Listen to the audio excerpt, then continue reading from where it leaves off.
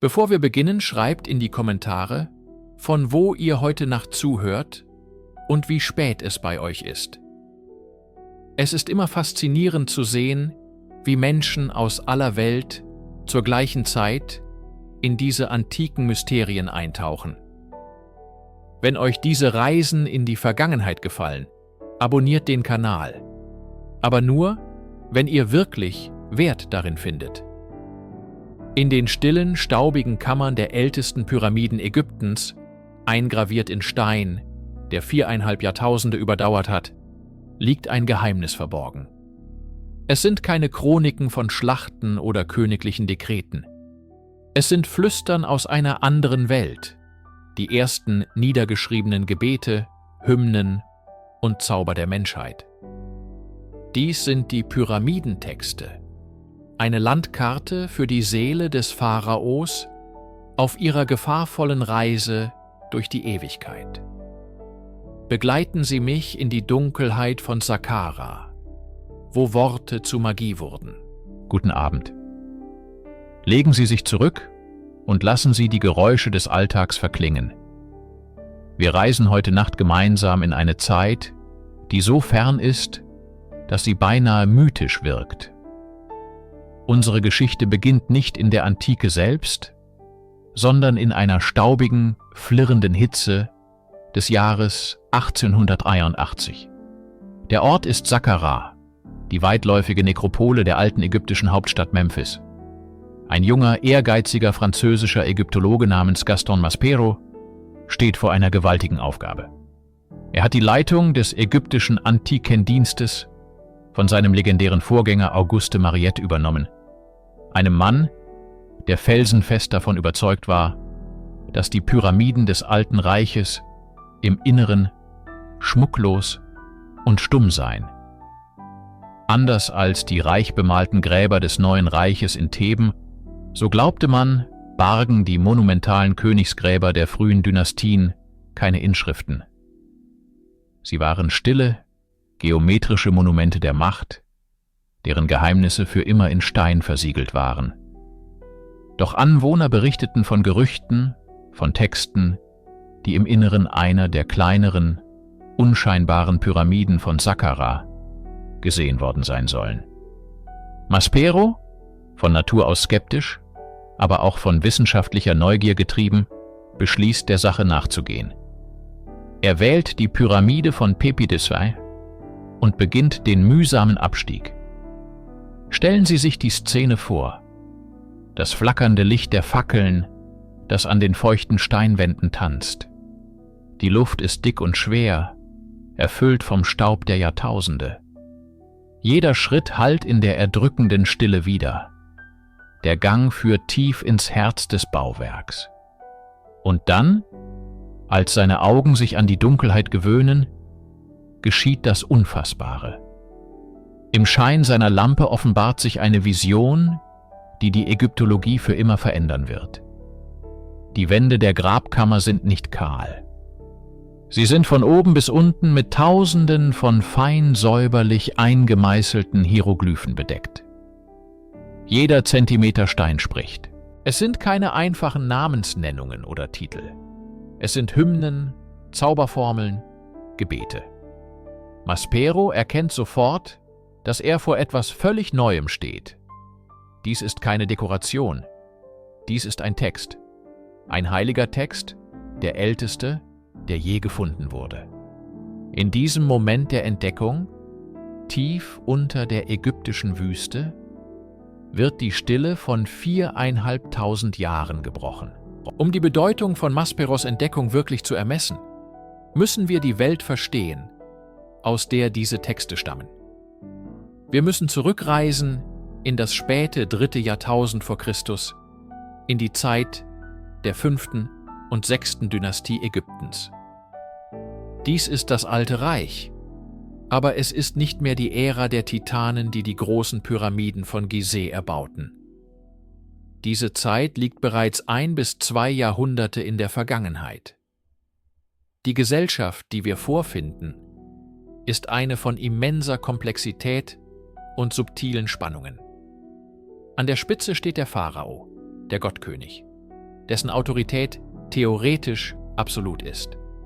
Er ist der Vermittler zwischen der Welt der Menschen und der Welt der Götter. Seine wichtigste Aufgabe ist die Aufrechterhaltung der Ma'at, der kosmischen Ordnung, des Gleichgewichts von Gerechtigkeit und Wahrheit. Doch die Fundamente dieser gottgleichen Macht zeigen feine Risse.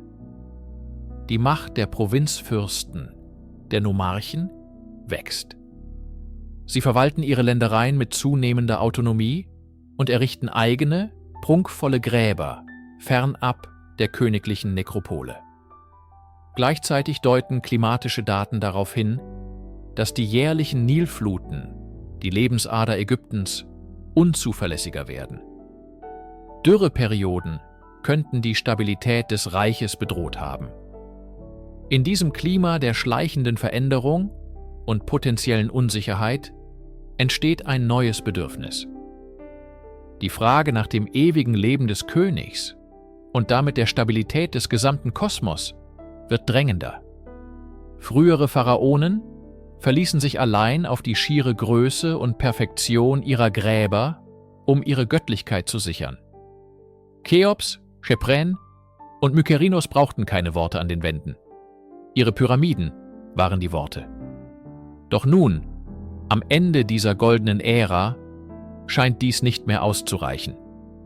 Es entsteht der Wunsch, die Reise ins Jenseits explizit zu sichern, dem verstorbenen König ein Handbuch, ein Skript für die Ewigkeit mitzugeben. Die Magie des geschriebenen Wortes, das bisher vor allem für Verwaltung und königliche Annalen genutzt wurde, wird nun für den heiligsten aller Zwecke mobilisiert. Die Sicherung der Unsterblichkeit. Die Pyramidentexte sind somit nicht nur religiöse Schriften. Sie sind ein Symptom ihrer Zeit, ein Zeugnis einer Kultur, die beginnt, über ihre eigene Vergänglichkeit nachzudenken. Nach der ersten Entdeckung in der Pyramide von Pepi-Ia führte Maspero seine Untersuchungen fort und stieß auf die Quelle, den Ursprung dieser heiligen Literatur. Er fand sie im Grabmal von Unas, dem letzten Herrscher der 5. Dynastie. Von außen betrachtet ist die Unas-Pyramide in Saqqara bescheiden. Sie ist stark erodiert und wirkt im Vergleich zu den Kolossen von Gizeh fast wie ein Hügel aus Schutt. Nichts an ihrer äußeren Erscheinung lässt die Revolution erahnen, die sich in ihrem Inneren verbirgt. Doch der Weg ins Innere ist eine Reise in eine andere Welt. Ein schmaler, abfallender Korridor führt tief unter die Erde, vorbei an 3 massiven Granitfallgattern, die einst den Zugang versperren sollten. Der Gang mündet in eine Vorkammer, die sich in 2 weitere Räume teilt. Eine Kapelle mit 3 Nischen im Osten und die eigentliche Grabkammer im Westen. Und hier, in diesen unterirdischen Kammern, findet sich das älteste und vollständigste Exemplar der Pyramidentexte. Die Wände der Vorkammer und der Grabkammer sind von einem Ozean aus Hieroglyphen bedeckt.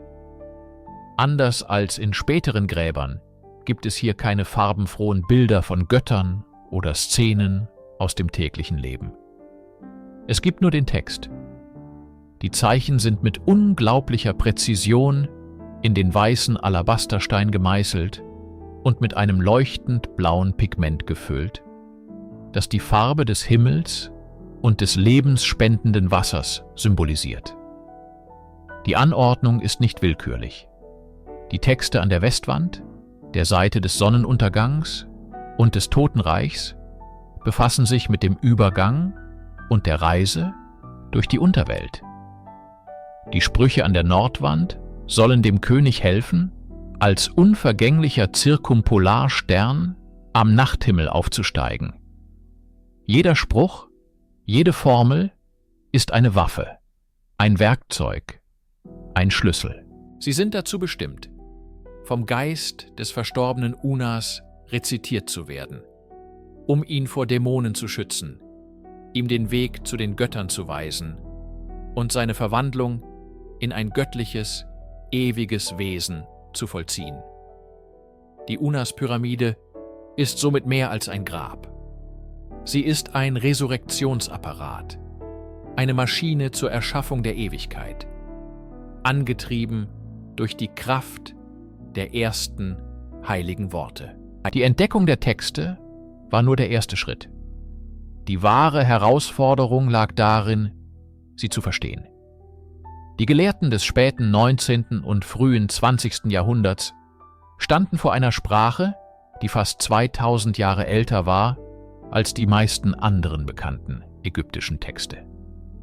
Es war, als würde ein heutiger Romanist versuchen, ein Dokument in einem archaischen, nur rudimentär verstandenen Protolatein zu lesen.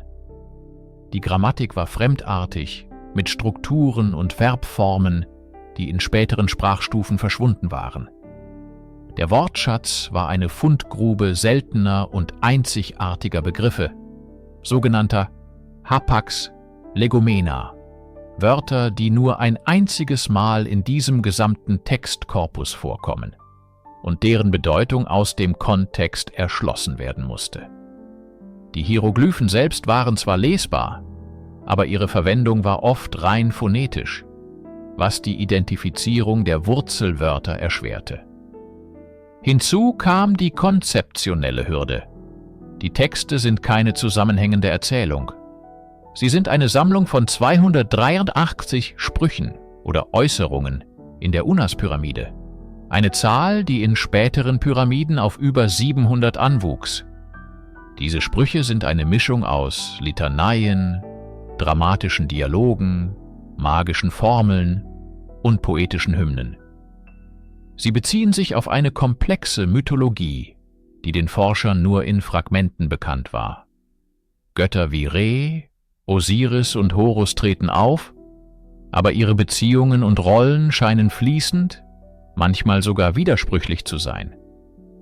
Die monumentale Aufgabe der wissenschaftlichen Erschließung fiel vor allem einem deutschen Gelehrten zu, Kurt Sethe. Über Jahrzehnte hinweg sammelte, verglich und ordnete er akribisch die Texte aus den verschiedenen Pyramiden. Seine bahnbrechende Edition, die zwischen 1908 und 1922 veröffentlicht wurde, legte den Grundstein für das gesamte moderne Verständnis dieser Schriften. Sethes Arbeit war keine bloße Übersetzung. Es war ein Akt der archäologischen Rekonstruktion einer verlorenen Gedankenwelt, der Versuch, die Logik hinter der Magie und die Theologie hinter den Formeln zu entschlüsseln. Es war die mühsame Entschlüsselung der Ewigkeit selbst. Guten Abend. In unserer stillen Betrachtung der Pyramidentexte wenden wir uns nun dem Gefäß zu, das sie birgt, denn eine Pyramide des Alten Reiches ist weit mehr als ein monumentales Grabmal aus Stein. Sie ist ein Instrument, eine sorgfältig kalibrierte Maschine, deren einziger Zweck die Auferstehung und Verwandlung des Pharaos ist. Die Texte, die wir in den Kammern und Korridoren finden, sind nicht nur schmückendes Beiwerk. Sie sind das Betriebssystem dieser Maschine. Betrachten wir die Architektur nicht mit den Augen eines Ingenieurs, sondern mit denen eines Priesters aus der 5. Dynastie. Die Grabkammer, tief im Herzen des Steingiganten, ist kein Ort des Todes, sondern ein Uterus, ein Ort der Metamorphose. Der Sarkophag, genannt Neb-Ankh, der Herr des Lebens, ist die kosmische Gebärmutter, in der die Verwandlung beginnt. Die Texte an den Wänden umgeben den Verstorbenen wie eine schützende Membran aus heiliger Macht. Sie sind die Anweisungen, die gesprochen oder durch ihre bloße Anwesenheit aktiviert werden, um den Prozess in Gang zu setzen. Die berühmten sogenannten Luftschächte der Cheops-Pyramide, die in späteren Pyramiden wie der des Unas fehlen, geben uns einen früheren, stummen Hinweis auf eine Idee, die die Texte explizit machen: den Aufstieg zu den Sternen. Diese Schächte sind keine Ventilationssysteme, sondern präzise ausgerichtete Sternenkorridore. Sie zielen auf bestimmte Konstellationen, insbesondere auf die zirkumpolaren Sterne, die unvergänglichen, die niemals unter den Horizont sinken. Die Pyramide selbst, mit ihrer perfekten geometrischen Form, ist ein Symbol für den Urhügel, den Benben, der sich zu Beginn der Schöpfung aus den Wassern des Chaos erhob. Sie ist ein Ort des ersten Mals, ein Punkt, an dem die Schöpfung täglich neu vollzogen werden kann. Jeder Stein, jeder Gang, jede Kammer ist Teil eines komplexen theologischen Diagramms. Die Pyramide bündelt die Kräfte der Erde und des Himmels, um den Pharao aus dem Griff des Todes zu befreien und ihn auf seine himmlische Reise zu schleudern. Die Texte sind der Schlüssel, der die Maschine zündet, die Worte, die den Stein zum Leben erwecken und dem toten König den Weg zu den Sternen weisen. Wenn wir die Pyramidentexte lesen, lesen wir kein Gebetbuch im modernen Sinne. Wir lesen keine Bitten an eine ferne Gottheit, sondern wir bezeugen eine Reihe von machtvollen Deklarationen. Jeder Spruch ist eine performative Handlung. Das bedeutet, das Aussprechen oder das bloße Aufschreiben des Wortes bewirkt, dass die beschriebene Handlung Realität wird. Die ägyptische Vorstellung von Sprache und Schrift war zutiefst magisch. Hieroglyphen waren nicht nur Symbole für Laute oder Ideen, sie waren lebendige Entitäten. Eine gemalte Schlange konnte beißen, ein gezeichneter Löwe konnte angreifen.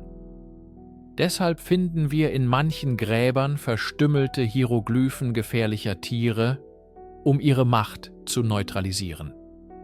Im Kontext der Pyramidentexte wird diese Macht jedoch gezielt eingesetzt.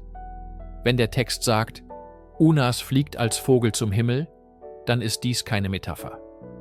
In der rituellen Realität des Grabes wird Unas in diesem Moment zu einem Vogel und fliegt. Die Worte erschaffen die Wirklichkeit. Die Grammatik der Sprüche ist oft bestimmt und autoritär. Der Pharao befiehlt den Göttern, ihm zu helfen. Er identifiziert sich mit ihnen. Ich bin Atum, heißt es an einer Stelle. Dies ist keine Blasphemie, sondern ein theologischer Mechanismus der Aneignung göttlicher Macht. Indem er sich mit dem Schöpfergott identifiziert, eignet sich der König dessen Eigenschaften an: Unsterblichkeit, Schöpferkraft, Autorität. Die Texte sind eine Rüstung und ein Waffenarsenal aus Worten. Sie wehren Dämonen ab, öffnen verschlossene Tore und zwingen feindselige Wesenheiten in die Knie. Die Struktur eines typischen Spruchs umfasst oft eine Identifikation, eine Deklaration der Macht und einen Befehl. Diese Formeln sind das Ergebnis jahrhundertelanger mündlicher Überlieferung priesterlicher Rituale, die hier zum ersten Mal in Stein gemeißelt wurden. Sie sind der Höhepunkt einer magischen Technologie, die darauf abzielt, die Gesetze des Todes selbst neu zu schreiben. Die Pyramide ist die Hardware, die Texte sind der Code und der rituelle Akt, real oder durch die Inschrift verewigt, ist die Ausführung des Programms. Mit der Aktivierung der Texte und der Versiegelung der Pyramide beginnt die eigentliche Reise. Es ist eine Reise, die nicht durch unsere Welt führt, sondern durch eine andere, parallele Dimension, die Duat. Die Duat ist nicht einfach eine Hölle oder ein Himmel, sondern eine komplexe, gefährliche Unterwelt, die der verstorbene König durchqueren muss, um den Himmel zu erreichen. Die Pyramidentexte dienen hier als unverzichtbare Karte und als Sammlung von Passwörtern. Stellen Sie sich eine Landschaft vor, die von feurigen Seen, monströsen Schlangen und Toren bewacht wird, die von dämonischen Wächtern mit Messern bewacht werden. Jeder Übergang, jeder Abschnitt dieser Reise birgt die Gefahr des endgültigen Todes, der Vernichtung der Seele. Um zu bestehen, muss der Pharao die richtigen Worte kennen. Die Texte versorgen ihn damit. Er muss die Namen der Wächter kennen, um an ihnen vorbeizukommen.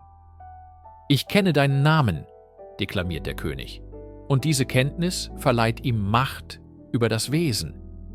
Er muss Zauber wirken, um Wesen abzuwehren, die ihn in Netzen fangen wollen, oder um Fährmänner zu überzeugen, ihn über die unterirdischen Flüsse zu setzen. Ein wiederkehrendes Motiv ist die Angst vor dem zweiten Tod. Der physische Tod ist nur der Anfang. Der zweite Tod in der Duat ist die endgültige Auslöschung, das Ende der Existenz. Die Texte sind die ultimative Versicherung dagegen. Sie bieten Schutzformeln gegen Schlangen, Skorpione und andere bedrohliche Kreaturen der Unterwelt. Sie enthalten auch Anleitungen, wie man sich von den Fesseln der Erde löst. Der Pharao muss sich symbolisch von seinen eigenen Exkrementen reinigen und sich von irdischen Bedürfnissen wie Hunger und Durst befreien. Diese Reise ist eine Prüfung und eine Läuterung. Nur wer die Gefahren der Duat überwindet und die richtigen Rituale vollzieht, ist würdig, in den Himmel aufzusteigen und sich den Göttern anzuschließen. Die Pyramidentexte sind somit das erste Reisehandbuch für das Jenseits, ein Kompendium geheimen Wissens, das dem König allein das Überleben sichert und ihn durch die Dunkelheit zum Licht führt. Nachdem der Pharao die tückische Reise durch die Duat gemeistert hat, erwartet ihn nicht ein Paradies aus Gärten und Flüssen, wie es spätere ägyptische Jenseitsvorstellungen beschreiben. Das Ziel im Alten Reich ist weitaus erhabener, weitaus kosmologischer. Das ultimative Ziel ist die Apotheose, die Vergöttlichung als Stern. Die Texte beschreiben diesen letzten, entscheidenden Akt der Transformation. Der König legt seine sterbliche Hülle endgültig ab und wird zu einem Ach, einem verklärten, leuchtenden Geist. Dieses Ach ist eine neue Seinsform, mächtiger und ewiger als die menschliche Seele, der Ba oder der Ka. Der König steigt auf, oft beschrieben als ein Vogel, ein Falke, der zum Horizont fliegt, oder er erklimmt eine himmlische Leiter. Sein Ziel ist der nördliche Himmel, die Region der zirkumpolaren Sterne. Diese Sterne, die für die Ägypter niemals untergingen, waren die Unvergänglichen, die Unzerstörbaren. Sie waren die Seelen der Götter und der Vorfahren. Sich ihnen anzuschließen bedeutete, Teil der ewigen kosmischen Ordnung zu werden, unsterblich und unvergänglich. Der Pharao wird nicht nur ein Bewohner dieses Sternenhimmels. Er wird zu einer aktiven Kraft. Er segelt mit dem Sonnengott Re in seiner Tages- und Nachtbarke. Er wird zum Schreiber an der Seite von Tod oder zum Herold der Götter. Er nimmt seinen Platz unter den Unsterblichen ein, nicht als Untergebener, sondern als Gleicher. Du gehst nicht tot unter, versichert ein Spruch. Diese Verwandlung ist der Höhepunkt des gesamten Prozesses, der mit dem Bau der Pyramide begann. Sie ist die Erfüllung des göttlichen Königtums. Der Pharao, der auf Erden der Mittler zwischen Göttern und Menschen war, wird nun zu einer rein göttlichen Wesenheit, die für immer am Firmament leuchtet. Sein irdisches Reich mag vergehen, aber sein stellares Dasein ist für die Ewigkeit gesichert.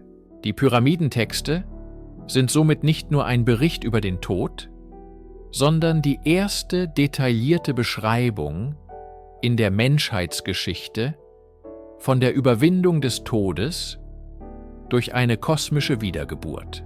In den stillen, dunklen Kammern der Pyramide des Unas stoßen wir auf einen der verstörendsten und zugleich faszinierendsten Texte der gesamten ägyptischen Literatur, den sogenannten Kannibalen-Hymnus. Seine Worte sind von einer rohen, archaischen Kraft, die selbst nach Jahrtausenden noch schockiert. Der Hymnus beschreibt den verstorbenen König nicht als friedlichen Reisenden, sondern als eine furchterregende kosmische Jägergestalt. Er ist der Stier des Himmels, der sich von den Göttern selbst ernährt. Der Text schildert in grafischen Details, wie der König die Götter jagt, sie fängt, schlachtet und kocht, um ihre Magie, ihre Macht und ihr Wissen, ihrs Heka und ihr Ka, in sich aufzunehmen. Er isst ihre Organe, um ihre Weisheit zu erlangen, und verschlingt ihre Geister, um ihre Unsterblichkeit zu erben. Angesichts dieser Bilder stellt sich unweigerlich die Frage: Was bedeutet das? Handelt es sich hier um die literarische Aufzeichnung eines tatsächlichen, prähistorischen Rituals des Kannibalismus? Ein grausames Echo aus einer längst vergangenen Zeit? Einige frühe Ägyptologen neigten zu dieser Ansicht und sahen darin den Beweis für eine barbarische Phase in der ägyptischen Vorgeschichte. Doch die moderne Forschung neigt zu einer subtileren, symbolischen Interpretation. Der Kannibalenhymnus ist wahrscheinlich kein Rezept, sondern eine Metapher von unvorstellbarer Tragweite.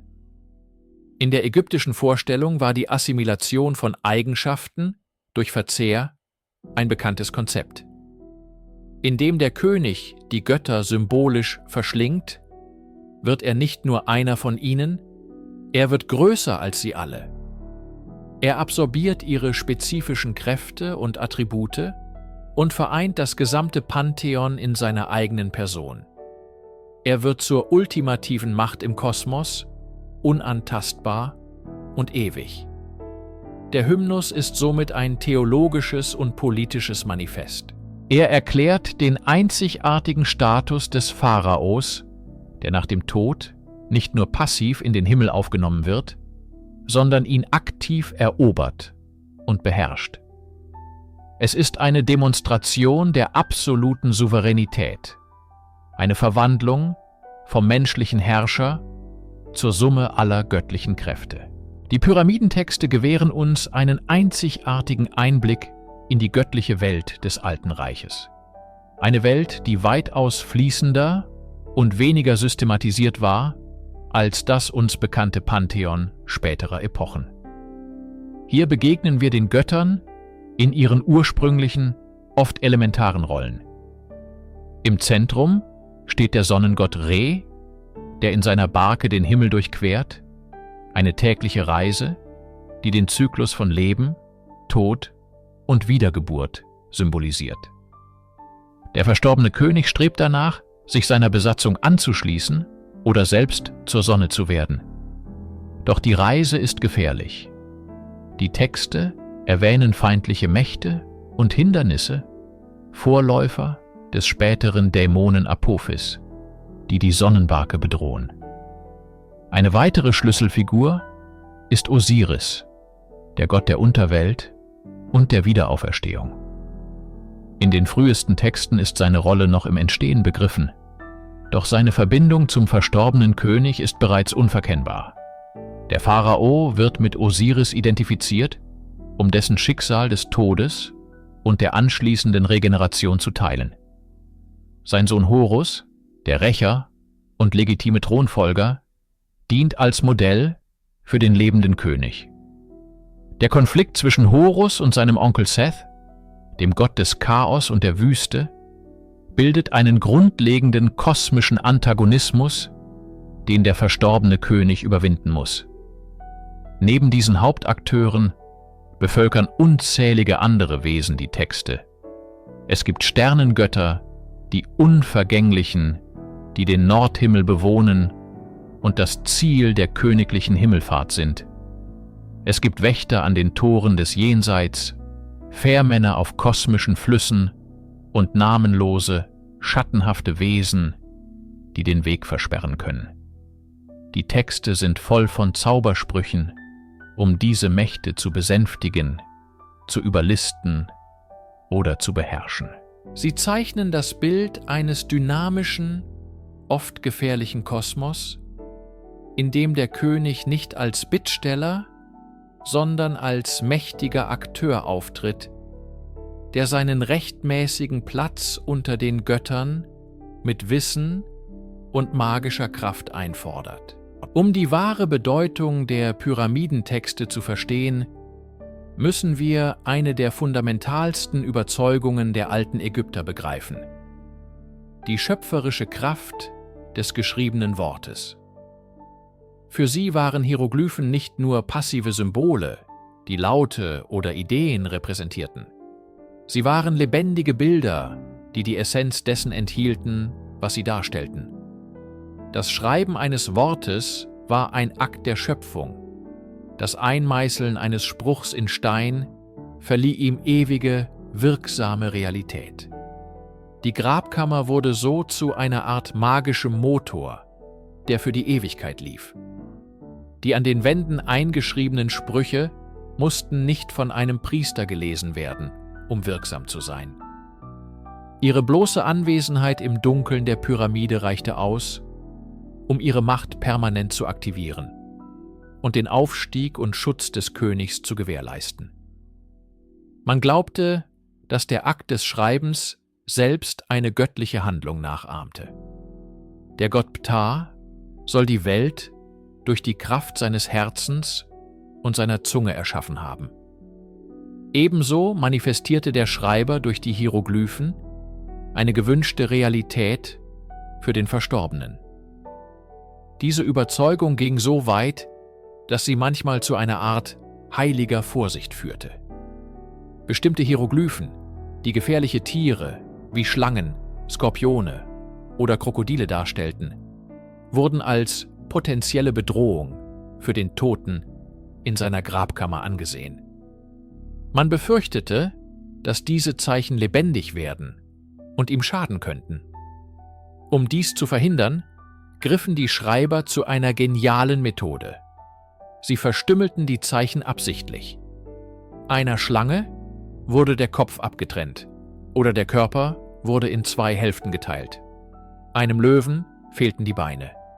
Dadurch wurde die Hieroglyphe lesbar und behielt ihre phonetische oder symbolische Bedeutung, aber ihre magische Kraft wurde neutralisiert und die Gefahr gebannt.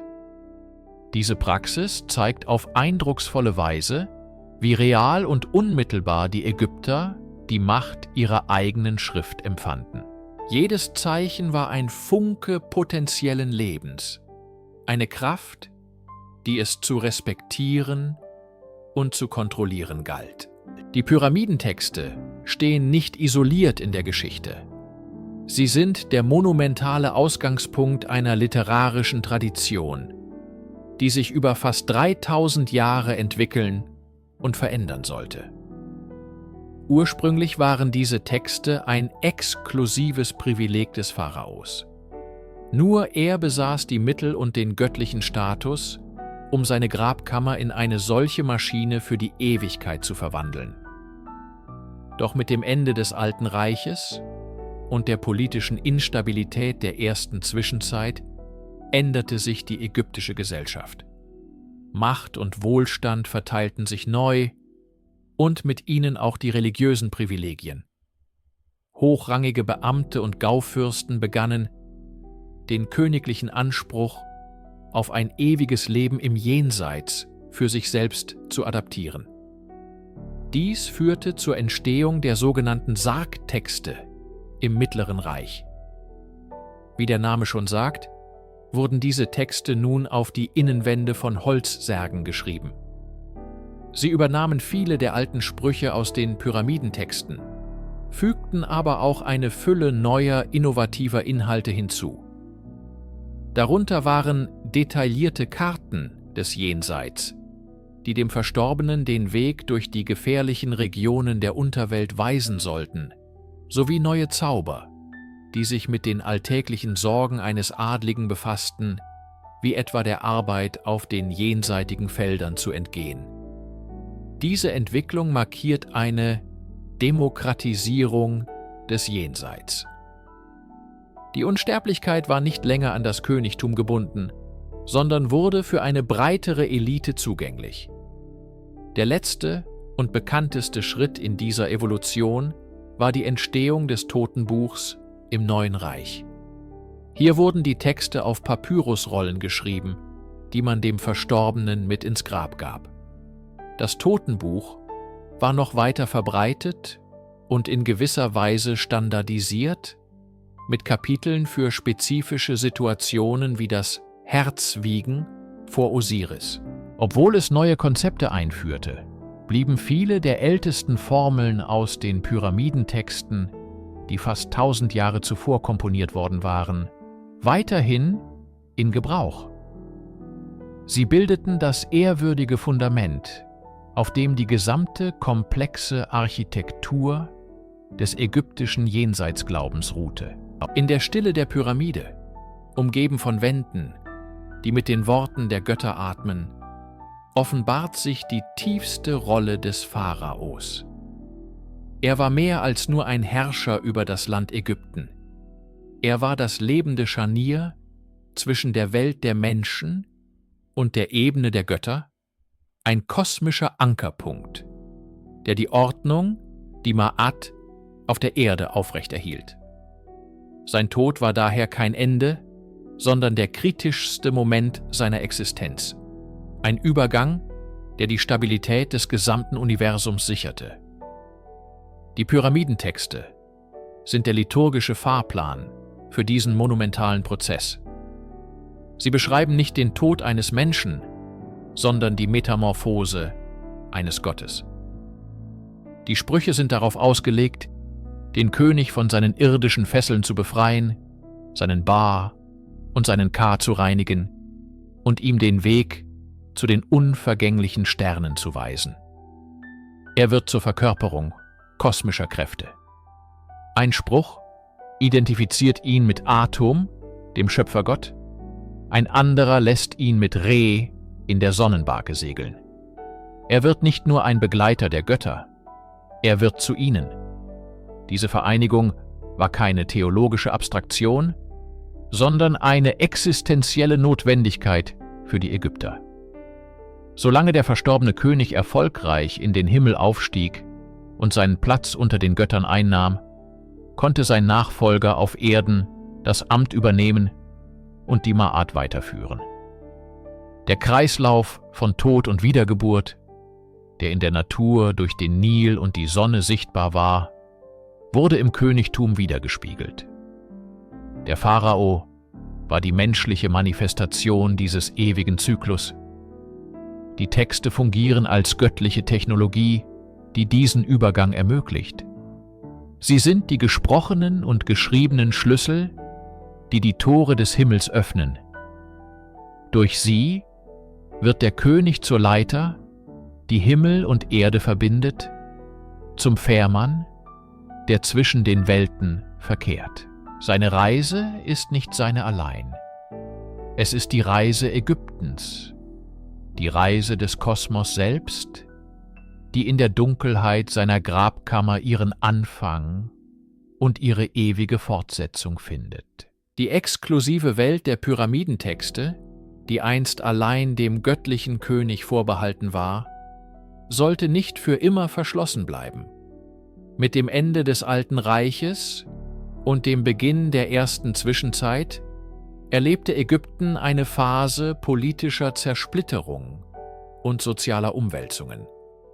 Diese Veränderungen spiegelten sich tief in den religiösen Überzeugungen wider. Das einst unerschütterliche Monopol des Pharaos auf ein göttliches Leben nach dem Tod begann aufzuweichen. Es war der Beginn dessen, was Gelehrte oft als die Demokratisierung des Jenseits bezeichnen. Hohe Beamte, Gaufürsten und andere Mitglieder der Elite begannen, den Anspruch auf ein ewiges Leben nach dem Vorbild des Königs zu erheben. Die magischen Sprüche, die einst die Wände der königlichen Pyramiden schmückten, fanden nun einen neuen Platz: die Innenwände von Särgen. Dies markiert die Geburt der Sargtexte. Doch dies war keine einfache Kopie.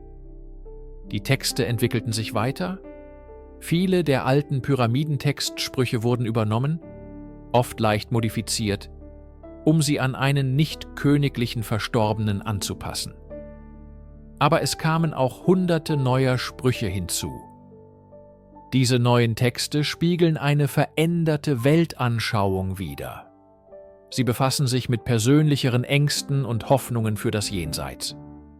Es gibt Zauber, um sich wieder mit der Familie zu vereinen, um im Jenseits arbeiten zu können oder um den Gefahren der Unterwelt zu entgehen, die nun detaillierter und bedrohlicher beschrieben wird.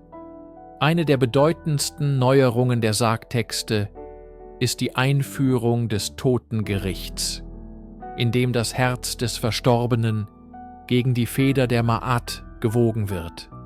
Ein Konzept, das im späteren Totenbuch eine zentrale Rolle spielen wird. Die Sargtexte zeigen uns, wie eine ehemals königliche Theologie auf eine breitere, aristokratische Basis überging und sich dabei veränderte. Sie sind ein Echo der Pyramidentexte, aber ein Echo, das mit neuen Stimmen und neuen Sorgen angereichert ist und den Weg für die komplexen Jenseitsvorstellungen des neuen Reiches ebnete. Hinter jedem göttlichen Wort, das in den Stein der Pyramiden gemeißelt wurde, stand ein menschlicher Geist und eine menschliche Hand. Die Erschaffung der Pyramidentexte war ein Akt von höchster handwerklicher Präzision und tiefem theologischem Wissen. Es waren nicht einfach nur Dekorateure, die hier am Werk waren, sondern hochspezialisierte Handwerker und Priestergelehrte, die gemeinsam daran arbeiteten, dem Pharao die Ewigkeit zu sichern. Der Prozess begann wahrscheinlich mit den Lektorpriestern, den Hütern des heiligen Wissens. Sie wählten die passenden Sprüche aus einem größeren Korpus von Texten aus und legten ihre Anordnung in den Kammern und Korridoren fest. Ihre Auswahl war kein Zufall. Sie folgte einer rituellen und kosmologischen Logik, die den Weg des Königs ins Jenseits nachzeichnete. Sobald der theologische Rahmen stand, traten die Schreiber und Zeichner auf den Plan. Mit feinen Pinseln und schwarzer Tinte malten sie die Gitter und die Umrisse der Hieroglyphen auf die geglätteten Kalksteinwände.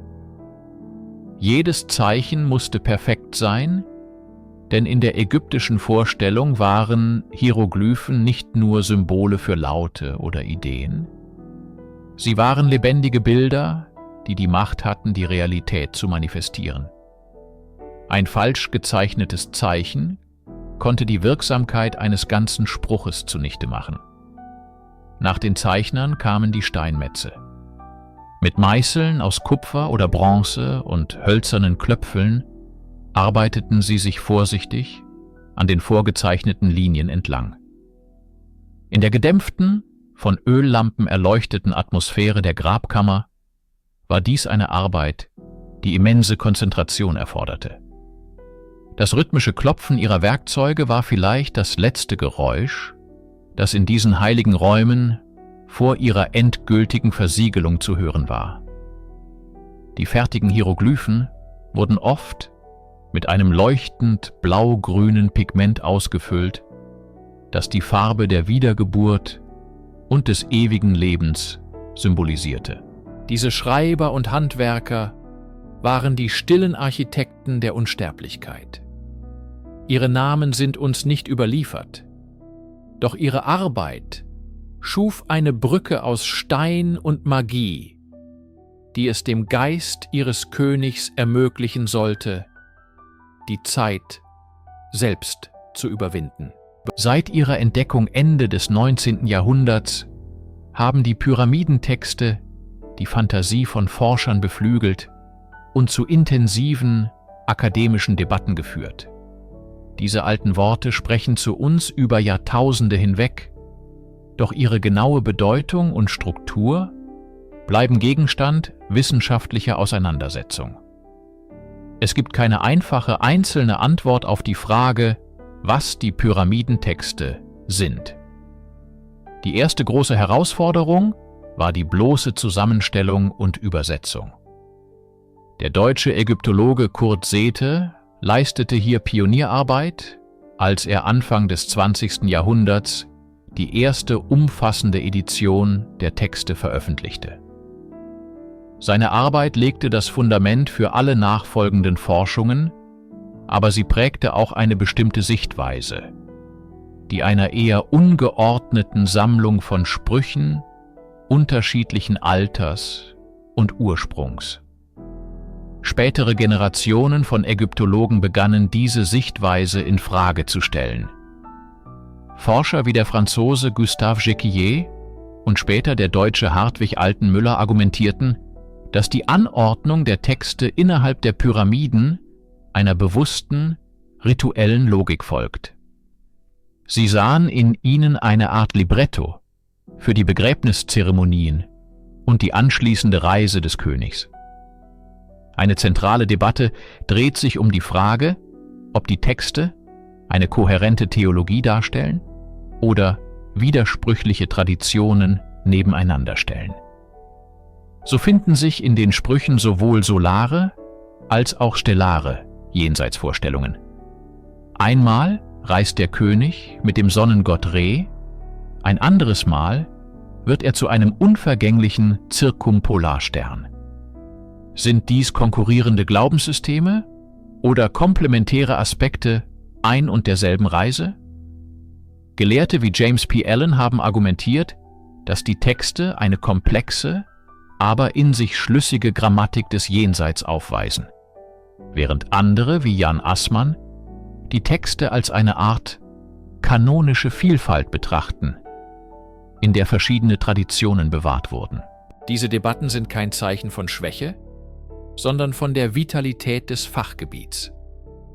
Sie zeigen unseren Respekt vor der Komplexität dieser ältesten religiösen Schriften der Welt.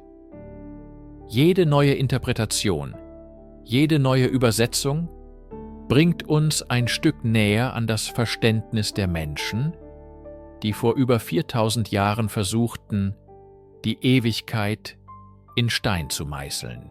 Guten Abend. Wir haben die Pyramidentexte bisher als ein exklusives, königliches Kompendium betrachtet. Eine hochtheologische Literatur, geschaffen für den Pharao und für ihn allein. Doch wenn wir das Ohr ganz sacht an den kalten Stein der Grabkammer legen, vernehmen wir zwischen den majestätischen Hymnen an Re und den Dekreten der Götter auch ein leiseres Flüstern. Es sind Echos von Ängsten und Hoffnungen, die so alt und universell sind, dass sie kaum allein dem König gehört haben können.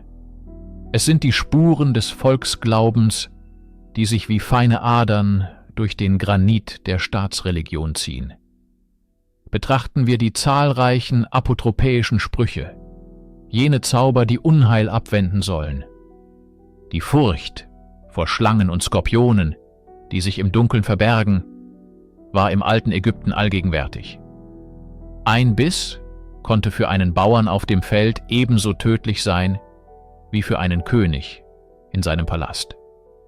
Wenn die Texte also detaillierte Beschwörungen enthalten, um Schlangengift zu neutralisieren oder giftige Kreaturen zu bannen, sprechen sie eine Sprache, die jeder Ägypter verstanden hätte. Der König, obwohl göttlich, war in seinem verstorbenen Zustand verletzlich. Die Magie, die ihn schützte, wurzelte in einer kollektiven Erfahrung der Gefahr, die tief im Bewusstsein des Volkes verankert war. Ein weiteres faszinierendes Beispiel ist die Figur des Fährmanns, Aken oder Mahaf. Er muss überredet oder bezahlt werden, um den König über die Gewässer des Jenseits zu setzen. Dieses Motiv eines unwilligen oder griesgrämigen Jenseitsfährmanns ist uns aus vielen Kulturen bekannt. Man denke nur an Charon in der griechischen Mythologie. Es ist unwahrscheinlich, dass eine solche bodenständige, fast menschliche Interaktion eigens für die komplexe Theologie des Pharaonen jenseits erfunden wurde. Vielmehr scheint es, als hätte man hier auf eine bereits existierende Vorstellung aus dem breiteren Glaubensschatz zurückgegriffen. Die Angst, an einem unüberwindbaren Hindernis zu scheitern, die Notwendigkeit, sich den Weg durch Überredung oder Handel zu bahnen, das sind zutiefst menschliche, nicht ausschließlich königliche Sorgen. Selbst die Beschreibung der Nachwelt enthält Elemente, die eher praktisch als rein theologisch anmuten. Sprüche, die sicherstellen sollen, dass der Verstorbene nicht auf dem Kopf gehen oder Exkremente essen muss, spiegeln eine grundlegende, fast kindliche Angst vor der Umkehrung der natürlichen Ordnung wider. Während die Vereinigung mit den Sternen ein erhabenes, abstraktes Ziel war, blieben diese fundamentalen Sorgen um Würde und körperliche Unversehrtheit bestehen. So offenbart sich in den exklusivsten Texten der ägyptischen Geschichte ein Dialog zwischen der offiziellen Ideologie der Gottkönige und den zeitlosen, tief verwurzelten Ängsten und Hoffnungen ihrer Untertanen. Der Stein schweigt nicht über sie, er flüstert ihre Geschichten. Die Sprache der Pyramidentexte ist nicht nur eine Sprache der Worte, sondern auch eine der Symbole. Diese Bilder sind Schlüssel zu einem Universum, in dem jede Kreatur, jeder Gegenstand eine tiefere, kosmische Bedeutung trägt. Sie sind die visuellen Ankerpunkte im Ozean des Jenseits, die dem verstorbenen König Orientierung und Macht verleihen. Tauchen wir ein in diese reiche Ikonographie und entschlüsseln wir 3 ihrer mächtigsten Symbole. Da ist zunächst die Schlange.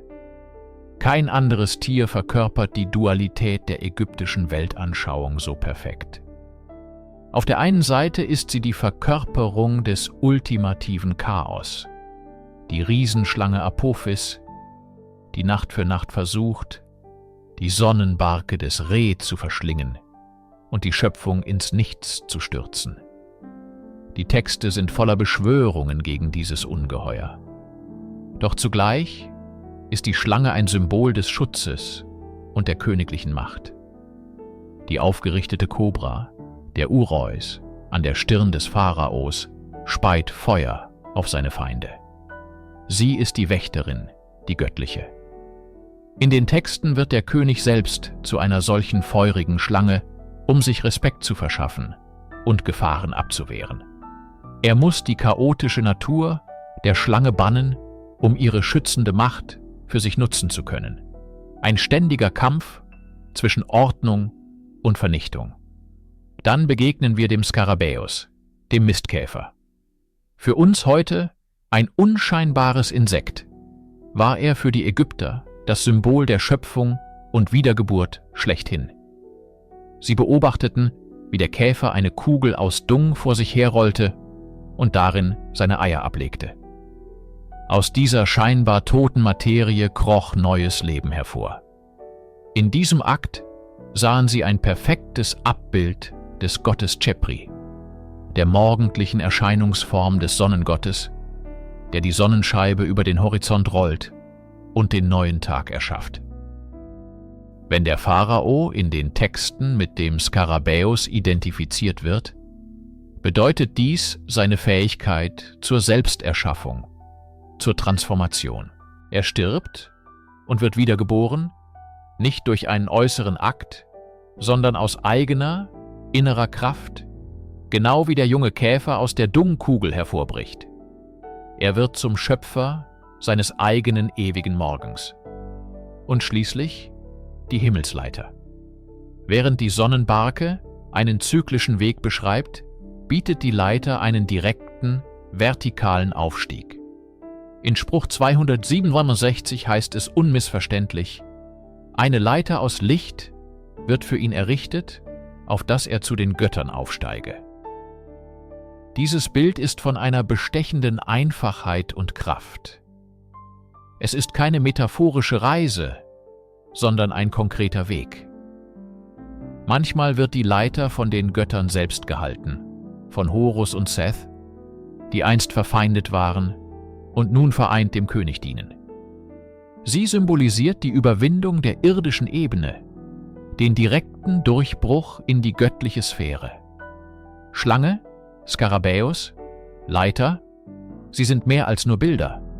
Sie sind theologische Konzepte, in eine Form gegossen, die der menschliche Geist erfassen kann. Wegweiser im Labyrinth der Ewigkeit. In unserer modernen Zeit, die von der Suche nach Leben im All fasziniert ist es vielleicht verständlich, dass manche in den alten Texten nach Echos dieser Suche fahnden. Theorien über antike Astronauten haben eine gewisse Anziehungskraft. Sie versprechen, die Lücken unseres Wissens mit einer großen, fantastischen Erzählung zu füllen. Doch wenn wir uns den Pyramidentexten mit der gebotenen Ruhe und intellektuellen Redlichkeit nähern, müssen wir feststellen, die Steine erzählen eine andere Geschichte. Sie erzählen eine zutiefst menschliche und irdische Geschichte, auch wenn sie nach den Sternen greift. Die Verfechter dieser Theorien deuten die Himmelfahrt des Pharaos als Start eines Raumschiffs. Die eisernen Platten des Himmels seien metallische Raumstationen und die Götter selbst seien außerirdische Wesen. Diese Interpretationen übersehen jedoch den entscheidenden Kontext. Jeder Satz, jedes Wort der Pyramidentexte ist untrennbar mit der ägyptischen Umwelt, Religion und Sprache verbunden.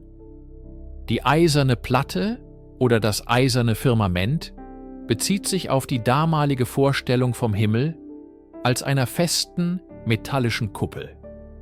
Eisen aus Meteoriten war den Ägyptern als Metall des Himmels bekannt. Es war also nur logisch, sich den Himmel selbst aus diesem himmlischen Material vorzustellen. Es ist eine poetische Kosmologie, kein technischer Bauplan. Die Boote der Ewigkeit, die Sonnen- und die Mondbarke sind keine Raumfahrzeuge. Sie sind die logische Fortsetzung des wichtigsten Transportmittels auf Erden, des Schiffes auf dem Nil. Der Nil war die Lebensader Ägyptens, eine Wasserstraße, die das Land verband. Der Himmel wurde als himmlischer Nil imaginiert, auf dem die Götter und der verstorbene König ihre ewige Reise antreten. Die Form der Barken, ihre Besatzung und ihre Funktion sind exakt in der religiösen Ikonographie verankert. Sie mit Raumschiffen gleichzusetzen, ignoriert die gesamte kulturelle Symbolik und projiziert unsere moderne Technologie in eine ferne Vergangenheit. Die Götter der Texte, Re, Osiris, Horus, sind keine missverstandenen Außerirdischen. Sie sind komplexe theologische Figuren mit Stammbäumen, Mythen, Zuständigkeiten und Kultorten hier auf der Erde. Ihre Handlungen sind symbolisch und rituell, sie erklären Naturphänomene wie den Sonnenaufgang oder die Nilschwämme und legitimieren die Herrschaft des Pharaos. Sie sind Antworten auf die ewigen Fragen der Menschheit nach Schöpfung, Ordnung und Tod, formuliert im kulturellen Vokabular des alten Ägyptens. Die Pyramidentexte sind nicht der stille Beweis für einen Besuch von den Sternen.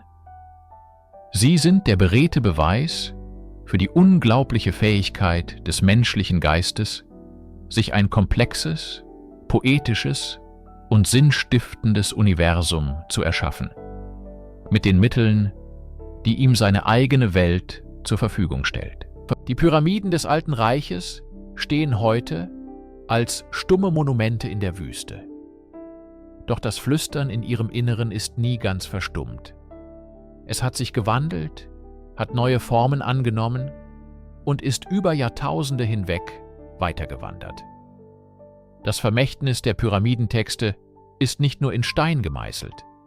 Es ist in die DNA der ägyptischen Kultur und, auf subtile Weise, in das religiöse Denken der Welt eingeschrieben. Die unmittelbarste Nachwirkung sehen wir im Mittleren Reich, etwa 500 Jahre nach Unas.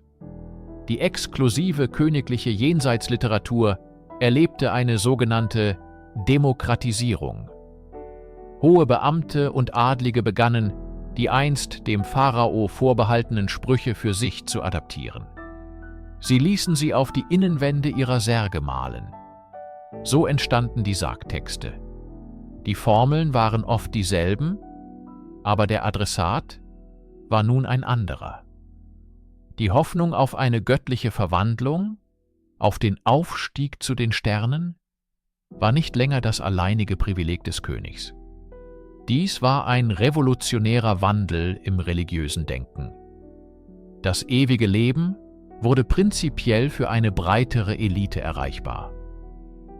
Diese Entwicklung setzte sich fort und erreichte im Neuen Reich ihren Höhepunkt mit dem ägyptischen Totenbuch. Hier wurden die alten Sprüche auf Papyrusrollen geschrieben, oft illustriert, und konnten von jedem erworben werden, der es sich leisten konnte. Das Totenbuch ist der direkte Nachfahre der Pyramiden- und Sargtexte. Kernkonzepte wie die Rechtfertigung des Verstorbenen vor einem göttlichen Gericht, die magischen Schutzformeln für die Reise durch die Unterwelt und die Verwandlung in verschiedene göttliche Gestalten haben ihren Ursprung in den Hieroglyphen an den Wänden von Saqqara. Das unsterbliche Flüstern war zu einer lauten Stimme geworden, die Tausenden von Ägyptern den Weg ins Jenseits weisen sollte. Doch reicht ihr Einfluss darüber hinaus? Direkte Linien zu ziehen ist wissenschaftlich heikel, doch die fundamentalen Ideen, die in den Pyramidentexten erstmals schriftlich fixiert wurden, hallen durch die Religionsgeschichte. Die Vorstellung einer Seele, die nach dem Tod eine gefährliche Reise antritt, die Idee eines jüngsten Gerichts, bei dem die Taten des Lebens gewogen werden, und der Glaube an die Macht des geschriebenen Wortes, um die Realität nach dem Tod zu formen. Diese Konzepte finden sich in späteren Kulturen und Religionen in vielfältiger Ausprägung wieder. Die Pyramidentexte sind der älteste uns bekannte Beleg für den komplexen Versuch der Menschheit, dem Tod nicht nur zu trotzen, sondern ihn zu überwinden, ihn in einen Übergang zu verwandeln. Sie sind das Fundament, auf dem 3000 Jahre ägyptischer Jenseitsvorstellungen aufgebaut wurden und ein zeitloses Zeugnis der menschlichen Sehnsucht nach Ewigkeit. Das Flüstern aus den Pyramiden ist die erste große Antwort auf die Frage, die uns alle bis heute bewegt: Was kommt danach?